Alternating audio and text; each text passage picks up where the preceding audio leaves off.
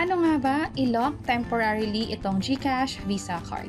By the way, kung first time mo sa channel na to and gusto mo pa ng mga online tutorial videos katulad nito, please click the subscribe button. Dito sa GCash app, pumunta lang sa cards na section at napaka-importante na online lang or gamit lang yung phone mo, pwede mo nang i-lock yung GCash card mo.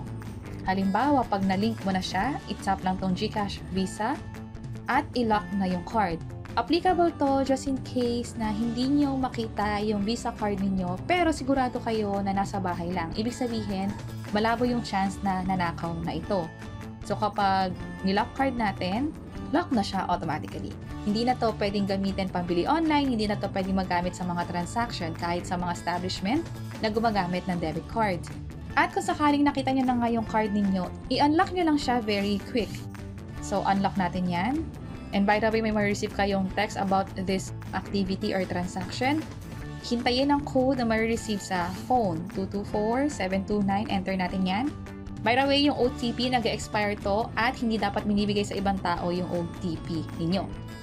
At na-unlock na siya. So, pwede na ulit magamit to. Again, for security reason to kung bakit ginagawa na just in case wala sa inyo yung Visa card or hindi nyo muna siya gagamitin, pwede rin muna tong i-lock para nga naman makasiguro kayo na hindi ito magagamit.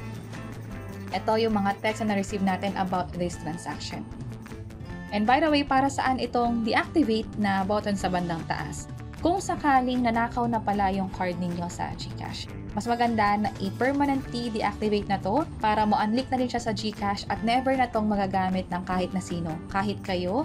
At kapag nag-proceed kayo sa pag-deactivate, permanent na hindi magagamit yung GCash card. Also, pwede rin kayong mag-report as lost card yung Visa ninyo sa GCash mismo online. Pwedeng gawin yan dito sa website nila. And that's it. Sana nakatulong tong video na to. Kung oo, pakiclick ang like button at para sa iba't ibang mga tutorial videos, pwede nyo i-check itong mga nasa baba. Sana makatulong and see you sa mga next videos. Bye-bye!